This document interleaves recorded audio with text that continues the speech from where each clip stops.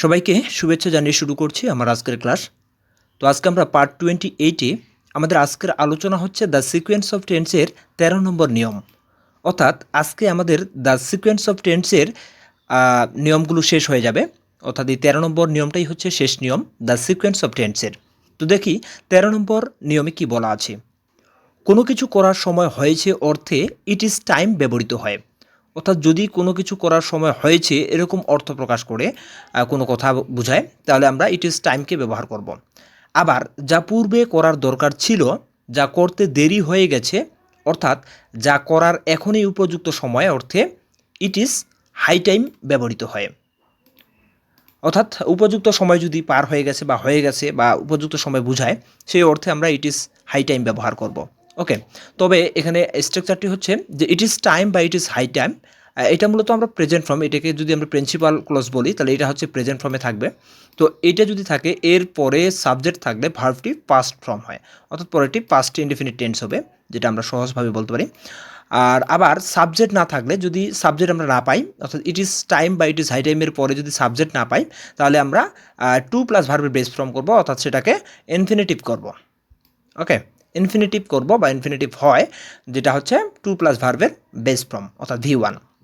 আবার it is টাইমের পরিবর্তে যদি আমরা ইট ওয়াজ হাই টাইম বা ইট ওয়াজ টাইম পাই, অর্থাৎ ইট ইজ টাইমের পরিবর্তে যদি ইট ওয়াজ হাই টাইম বা ইট ওয়াজ টাইম পাই, তো সেক্ষেত্রে প্রিন্সিপাল ক্লোজটি পাস্ট টেন্স, অর্থাৎ ইট ওয়াজ হাই টাইম এটি কিন্তু পাস্ট টেন্স, তাই সাবঅর্ডিনেট ক্লোজটি পাস্ট পারফেক্ট টেন্স হবে। অর্থাৎ সাবঅর্ডিনেট ক্লোজটি আমাদের কী হবে? পাস্ট পারফেক্ট টেন্স হবে। তো এই ক্ষেত্রে ইট ইজ টাইমের কয়েকটি স্ট্রাকচার রয়েছে, শর্টকাট হিসেবে আমি সাজিয়ে নিয়েছি, সেগুলো একটু লক্ষ্য করা যাক। শর্টকাট দেখি, 1 নম্বর রুলস বলছে যে ইট ইজ টাইম প্লাস ফর, অর্থাৎ ইট ইজ টাইমের পরে যদি ফর পাই, তাহলে আমরা কিন্তু পার্সোনাল একটা কী নিব? অবজেক্ট নিব। পার্সোনাল অবজেক্ট নেওয়ার পরেই আমরা টু প্লাস ভার্বের বেস ফর্ম করব, অর্থাৎ টু প্লাস ভার্বের বেস ফর্ম, মানে যেটাকে আমরা ইনফিনিটিভ বলতে পারি, অর্থাৎ V1 বসাবো। ওকে, আচ্ছা, 2 নম্বর স্ট্রাকচার হচ্ছে it is time plus to ভার্বের বেস ফর্ম, অর্থাৎ এটাকে আমরা ইনফিনিটিভ করব। এটা ফর না থাকলে, অর্থাৎ সরাসরি যদি ইট ইজ টাইম থাকে, এখানে যদি সাবজেক্ট না থাকে, তাহলে আমরা টু প্লাস ভার্বের বেস ফর্ম নিব, যেটাকে আমরা ইনফিনিটিভ বলবো। এটা আমরা করতে পারি। ওকে, 3 নম্বর নিয়মে বলা আছে it is time plus subject. যদি ইট ইজ টাইমের পরে সাবজেক্ট থাকে, তাহলে ভার্বের পাস্ট ফর্ম হবে, অর্থাৎ V2 করতে হবে, অর্থাৎ সহজভাবে সেটা হচ্ছে পাস্ট ইনডিফিনিট টেন্স হয়ে যাবে, অর্থাৎ ভার্বটা যেটা আসবে সেই ভার্বটাকে আমাদের V2 করতে হবে। ওকে, 4 নম্বরে বলা আছে ইট ওয়াজ টাইম, অর্থাৎ ইট ইজ টাইমের পরিবর্তে যদি ইট ওয়াজ টাইম হয়, সেক্ষেত্রে সাবজেক্ট থাকবে, বাট এখানে ভার্বের পরে পাস্ট পার্টিসিপল ফর্ম হবে, অর্থাৎ পাস্ট পার্টিসিপল ফর্ম বলতে আমরা বুঝবো হচ্ছে হ্যাড প্লাস V3 কি। ওকে, এখানে আমরা নিব হচ্ছে হ্যাড প্লাস V3। দেখি কয়েকটা উদাহরণ। বলছি ইট is time for them to start the work. Start the work, তো এখানে মূলত ফর রয়েছে, ফরের জন্য আমাদের পার্সোনাল একটা অবজেক্ট নিতে হবে, যার জন্য এটা একটু ব্যতিক্রম। পার্সোনাল অবজেক্টের পরে টু ইনফিনিটিভ করবো আমরা, টু প্লাস ভার্বের বেস ফর্ম, তো যার অর্থ হচ্ছে এখন তাদের কাজটি শুরু করার সময়। ওকে, এরপরে ইট is time to start the work, এখন কাজটি করার সময়। তো এখানে আমরা ইট ইজ টাইম কেবল পাবো, এখানে সাবজেক্ট যদি না থাকে, তাহলে আমরা এই যে টু প্লাস স্টার্ট, অর্থাৎ এটাকে আমরা ইনফিনিটিভ করবো, টু প্লাস ভার্বের বেস ফর্ম। আবার it is high time to do, অর্থাৎ ইট ইজ হাই টাইম যখন থাকবে, এখানেও যদি সাবজেক্ট না থাকে, তাহলে টু ডু, এই যে এটাকে ইনফিনিটিভ করা হলো ভার্বের টু প্লাস ভার্বের বেস ফর্ম, যার অর্থ হচ্ছে এখন কাজটি করার সময়। ওকে, এরপর বলছে ইট ইজ টাইম ইউ, যখন সাবজেক্ট পাবো আমরা, এই যে সাবজেক্টকে যখন আমরা পাবো, তখনই কিন্তু পরে যে ভার্বটা আসবে সেটা V2 হবে, অর্থাৎ ফার্স্ট ফর্ম হবে, এই যে টেক থেকে টুক, তাহলে it is time you took your medicine, অর্থাৎ এখন তোমার ওষুধ খাওয়ার সময়। আবার ইট ওয়াজ হাই টাইম যখন পাবো, ইট ওয়াজ যখন পাবো, তখন এখানে সাবজেক্ট পাইছে, সাবজেক্ট পাইলে এখানে হ্যাড প্লাস V3 আসবে, অর্থাৎ হ্যাড চেঞ্জড আওয়ার হ্যাবিটস বা ব্যাড হ্যাবিটস, আমাদের অভ্যাস পরিবর্তন করার একটি উপযুক্ত সময় ছিল। ওকে, আবার ইট ওয়াজ হাই টাইম ইউ, যেহেতু এখানে ইট ওয়াজ হাই টাইম আছে এবং ইউ আছে, সেক্ষেত্রে আবার হ্যাড প্লাস V3 আসবে, সেক্ষেত্রে had realized your mistake. Okay, had realized your mistake, তোমার নিজের ভুল উপলব্ধি করার এখনই উপযুক্ত সময় ছিল। তো এই হচ্ছে আমাদের 13 নম্বর নিয়ম। আমরা এই 13 নম্বর নিয়মের উপর ভিত্তি করি ইট ইজ হাই টাইম ডুটা ব্র্যাকেটে রয়েছে, ডু দ্য ওয়ার্ক, অর্থাৎ ভার্বটা এখানে ব্র্যাকেটে রয়েছে, তো এই ভার্বটাকে আমাদের কী করতে হবে? কারেকশন করতে হবে। তো সেই ক্ষেত্রে it is high time do the work তাহলে আমরা জানি যে ইট ইজ হাই টাইম যখন পাবো, এটা যেহেতু প্রেজেন্ট ফর্ম, তাহলে পরের যে ক্লোজটি অর্থাৎ এখানে কিন্তু that, it is high time দ্যাটটা হচ্ছে উজ্জ থাকে। তো দ্যাটকে যদি আমরা ধরি তাহলে সামনেটা হচ্ছে প্রিন্সিপাল ক্লোজ এবং পরেরটা সাবঅর্ডিনেট ক্লোজ। তো সেই ক্ষেত্রে এই ভার্বটাকে আমাদের কী করতে হবে, ইনফিনিটিভ করতে হবে, অর্থাৎ এখানে সাবজেক্ট নাই, যেহেতু সাবজেক্ট নেই সেহেতু আমরা টু প্লাস ভার্বের বেস ফর্ম নিব। সেই দিক থেকে ডিড হবে না, ডুইং হবে না, ডাজ হবে না, টু ডু, এটি হচ্ছে এই প্রশ্নের সঠিক অ্যান্সার, যার বাংলা অর্থ হচ্ছে এখন কাজটি করার সময়। আবার 218 নম্বর প্রশ্নে বলা আছে it is high time he change his bad habit. তো এই চেঞ্জ ভার্বটাকে আমাদের কী করতে হবে, পরিবর্তন করতে হবে। ঠিক একই সূত্র যে আমরা এখানে সাবজেক্ট পাইছি, ঠিক আছে, ইট ইজ হাই টাইমের পরে সাবজেক্ট পাইছি, সাবজেক্ট পাইলে এর পরেরটা যে ভার্বটা আসবে সেটাকে আমাদের ভি টু করতে হবে। তো সেই দিক থেকে চেঞ্জিং হবে না, হ্যাজ চেঞ্জড হবে না, চেঞ্জড, হ্যাজ বিন চেঞ্জিং এটা হবে না, চেঞ্জড এটি হবে, অর্থাৎ সি নম্বরটি হচ্ছে এই প্রশ্নের সঠিক অ্যান্সার। এখানে আরও কয়েকটি প্রশ্ন রয়েছে, যেটি হচ্ছে it is high time we, তাহলে we changed our eating habit, it is high time we changed our food habit, এগুলো। সো ইট ইজ হাই টাইমের পরে সাবজেক্ট আছে, সাবজেক্টের পরে ভার্বটা ভি টু হবে। ওকে, 219 নম্বর প্রশ্নে বলা আছে it is time hour government gave some effective major to prevent air pollution. তো এই ক্ষেত্রে it is time present form, তো এটাকে আমাদের এখানে ভি টু নিতে হবে একটা। সো সেই দিক থেকে টেক্স হবে না, অ্যাডাপ্টস হবে না, টেক হবে না, অ্যাডাপ্ট হবে না, এটা হচ্ছে অ্যাডাপ্ট, অর্থাৎ ডি নম্বরটা হচ্ছে রাইট, এটি হচ্ছে ভি টুতে রয়েছে ভার্বটি। সো এটি হচ্ছে এই প্রশ্নের সঠিক অ্যান্সার। 220 নম্বর প্রশ্নে বলা আছে it is high time he gave his bad habit. তো ইট ইজ হাই টাইমের পরে হি সাবজেক্ট রয়েছে, সাবজেক্টের পরে অবশ্যই আমাদের ভার্বটা ভি টু করতে হবে। সেই দিক থেকে চেঞ্জিং হবে না, হ্যাজ চেঞ্জড হবে না, চেঞ্জড এটা ভি টুতে আছে, হ্যাজ বিন চেঞ্জিং এটা হবে না, চেঞ্জড এটি হচ্ছে এই প্রশ্নের সঠিক অ্যান্সার। তাহলে এখানে হচ্ছে it is high time he changed his bad habit. Okay, 221 number প্রশ্নে বলা আছে it is high time we change our food habit. তো সেই দিক থেকে ওখানে উই সাবজেক্টের পরে যে চেঞ্জ আছে এটাকে আমরা ভি টু করে নেব, সেই দিক থেকে কারেক্ট অ্যান্সার হবে চেঞ্জড। ওকে, 221 নম্বরের কারেক্ট অ্যান্সার হচ্ছে এ নম্বর অপশন, চেঞ্জড।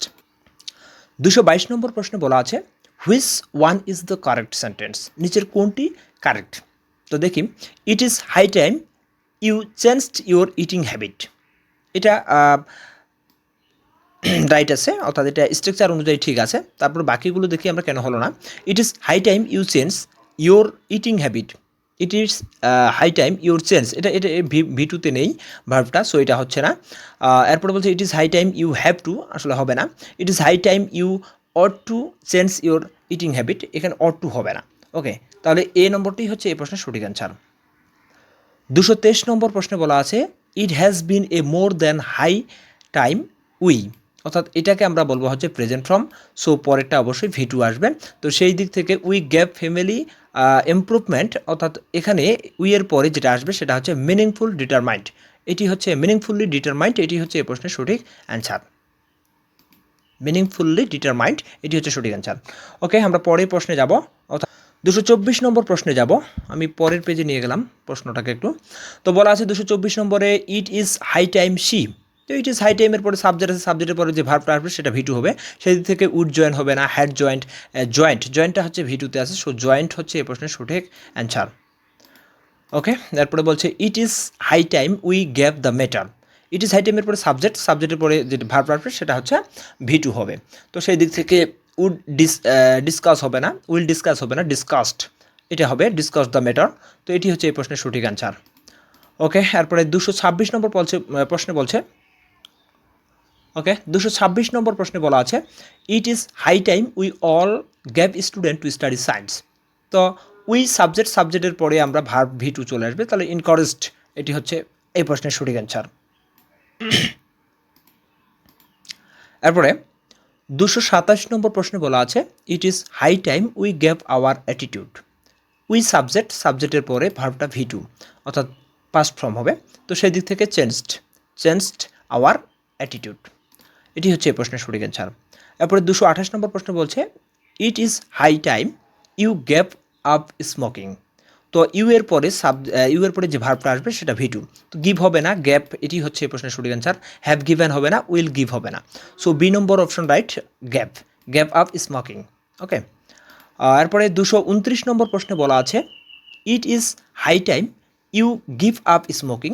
এটা আসলে গিভ আপ হবে না, এটা গ্যাপ আপ হবে। অর্থাৎ এই গিভটাকে আমাদের কী করতে হবে, এই যে ব্র্যাকেটের মধ্যে যে ভার্বটা আছে ফ্রেশ ভার্বটা, এটাকে আমাদের পরিবর্তন করে করতে হবে গ্যাপ আপ। তাহলে এটি হচ্ছে এই প্রশ্নের সঠিক answer. Okay, gave up.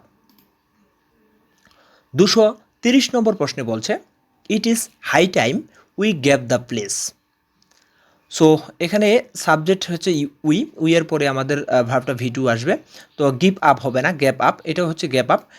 Gap up হচ্ছে এই প্রশ্নের সঠিক answer, option 2 gave up. Okay, 231 number প্রশ্নে বলা আছে it is time you gave for a new job. It is টাইমের পরে ইউ সাবজেক্টটা যেহেতু আমাদের রয়েছে সেহেতু ভার্বটাকে নিব আমরা V2, সেক্ষেত্রে look for a new job, A number অপশনটি রাইট। ওকে, এরপর বলছে 232 নম্বর প্রশ্নে বলা আছে it is high time we gave the people conscious about our national interest. So এই ক্ষেত্রে উই এর পরে সাবজেক্ট হচ্ছে উই এর পরে যে ভার্বটা আসবে সেটা হচ্ছে V2। সেদিক থেকে শুড মেক হবে না, উইল মেক হবে না, মাস্ট মেক হবে না, হ্যাভ টু মেক হবে না, ম্যাট হচ্ছে এই প্রশ্নের সঠিক অ্যান্সার, যার বাংলা অর্থ হচ্ছে জনসাধারণকে আমাদের জাতীয় স্বার্থ সম্পর্কে সচেতন করার এখনই উপযুক্ত সময়। ওকে, 233 নম্বর প্রশ্নে বলা আছে it's time you gave your mistake. তো এখানে ধরে নিতে হবে ইট ইজ আছে, it is time you subject, তো এখানে ভার্বটা আসবে V2, তো সেই দিক থেকে V2তে আসে হচ্ছে রিয়েলাইজড। এটি হচ্ছে এই প্রশ্নের সঠিক অ্যান্সার, অর্থাৎ it is time you realized your mistake. 234 number প্রশ্নে বলছে it is time you realize your mistake, অর্থাৎ এই ইউ সাবজেক্ট প্লাস ভার্বটা এখানে ব্র্যাকেটে রয়েছে, এটাকে আমাদের কারেক্ট করতে হবে। তো সেই দিক থেকে এটার কারেক্ট অ্যান্সার হবে ইউ রিয়েলাইজড হচ্ছে এই প্রশ্নের সঠিক অ্যান্সার। 235 নম্বর প্রশ্নে বলছে it is high time we gave corruption. It is high টাইমের পরে সাবজেক্ট উই আছে, উই এর পরে ভার্বটা V2 আসবে, সেই দিক থেকে হবে না, স্টপড হবে না, স্পেলিং ভুল, স্টপিং হবে না, স্টপড হচ্ছে এই প্রশ্নের সঠিক অ্যান্সার, এটি হচ্ছে এই প্রশ্নের সঠিক অ্যান্সার। ওকে, এরপরে 236 নম্বর প্রশ্নে বলছে it is time I gave my medicine. তো ইট ইজ টাইমের পরে আই সাবজেক্টের পরে ভার্বটা V2, তাহলে টেক হবে না, টুক হচ্ছে এই প্রশ্নের সঠিক অ্যান্সার, বি নম্বর অপশান, এটি হচ্ছে রাইট। তো এখানে হচ্ছে it is time I took my medicine, এখন আমার ওষুধ খাবার সময়, বা ইট is time we gave proper steps, অর্থাৎ এখানে আমরা বলতে পারি ইট is time we took proper step, সঠিক পদক্ষেপ নেওয়ার একটা এখনই সময়। ওকে, তো 237 নম্বর প্রশ্নে বলা আছে it is time we gave ready or we may miss the train. তো উই সাবজেক্টের পরে ভার্ব 2, অর্থাৎ V2তে আসবে ভার্বটা, তো সেই ক্ষেত্রে আমরা গেট হবে না, গট হচ্ছে right answer, B option, got. তাহলে হচ্ছে it is time we got ready or we may miss the train. Okay, 238 number প্রশ্নে বলা আছে it is time that the children. তাহলে দ্য চিলড্রেনটা হচ্ছে এখানকার সাবজেক্ট, তো সেই দিক থেকে আমরা ভার্বটা V2 পরে বাকি অংশটা নিব। তো সেই দিক থেকে ওয়েন্ট টু দেয়ার বেড হবে না, এখানে হচ্ছে দেয়ারটা হবে না, দেয়ারটার জন্য ভুল, যার জন্য গো টু বেড এটা হবে না, গোটা ওয়েন্ট হলে হইতো। তো এখানে ওয়েন্ট টু বেড, এটি হচ্ছে এই প্রশ্নের সঠিক answer, went to bed, the children went to bed, অর্থাৎ বাচ্চাদের ঘুমানোর সময় হয়েছে।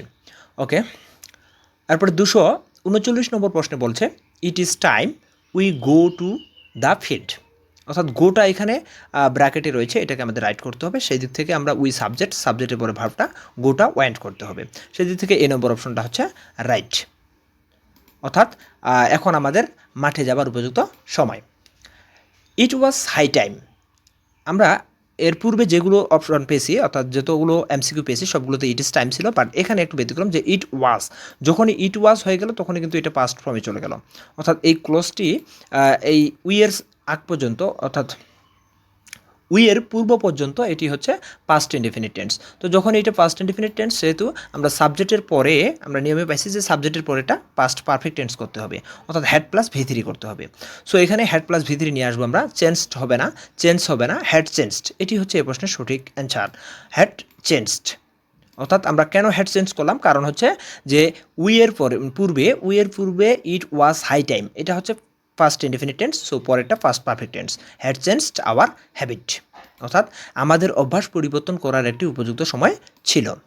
তো এই ছিল আমাদের দ্য সিকোয়েন্স অফ দ্য টেন্সের সর্বশেষ নিয়ম এবং এমসিকিউ সর্বশেষ প্র্যাকটিস। তো আমরা 240 নম্বর এমসিকিউ থেকে আমরা এই দ্য সিকোয়েন্স অফ টেন্সের নিয়মগুলো শেষ করলাম এবং পরবর্তী নতুন একটা অধ্যায় শুরু করব, নতুন অধ্যায়ের ভিডিও দেওয়া শুরু করব। সেই ভিডিও দেখার আমন্ত্রণ জানিয়ে আজকে এখানেই শেষ করছি। সবাইকে ধন্যবাদ।